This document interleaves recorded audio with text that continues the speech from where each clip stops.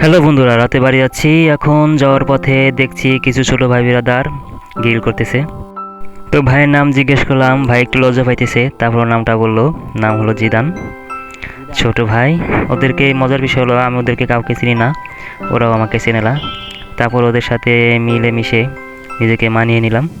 ওরাও আমাকে অনেকটা ভালোই আমার সাথে মিশলো এবং ভিডিও করতে হেল্প করলো। এখানে আরেকটি ভাই পাখি শিকার করছে গ্রিল করার জন্য, তো চলে আসলাম দেখার জন্য। একটি বক শিকার করছে, তো দেখুন আপনারা।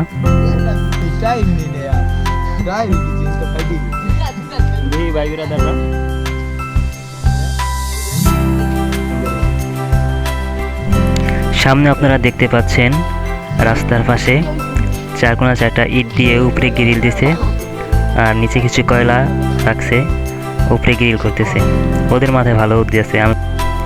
আসলে ওরা বন্ধুরা মিলে রাত্রে একটু আনন্দ করতেছে। এরকম আমরাও ছোটোবেলায় করছি, তো ছোটোবেলার কথা অনেক মনে পড়লো। এই সময়গুলি স্মৃতি হিসেবে থেকে যাবে।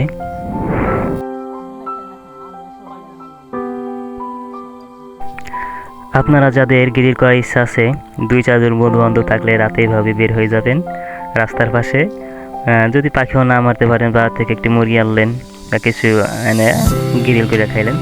শীতের মধ্যে একটু আনন্দ করলেন, খাওয়া দাওয়া হলো।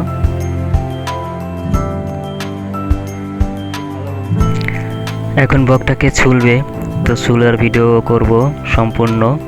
কীভাবে বকটাকে ছুলায়, ওদের অভিজ্ঞতা কীরকম তাই ট্রাই করব।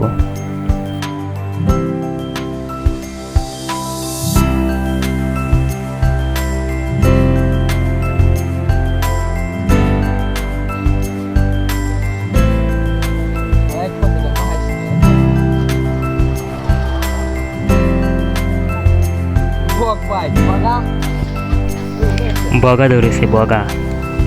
বগার গলা বড়, চুলার পর তো মাংস তো হবে না, অল্প একটু। ওরা দেখে তো তখন মাথা নষ্ট হয়ে যাবে না, যেহেতু এটা বক শিকার করছি, কিন্তু বগের মাংস নাই। আছে বড় বড় গলা, বড় বড় হাত পা। ওরা যে 4-5 জন আছে, তাতে এই বগের মাংস ওদের কিছুই হবে না। একজনের জন্য এই মাংস পোষাইব না। তারপরও খাওয়াটা বড় কথা না, বড় কথা হলো আনন্দ করা। ওরা আলাদা মুরগি আনছে, এটা মুরগি মা খাবে, সেটাকেও গ্রিল করবে।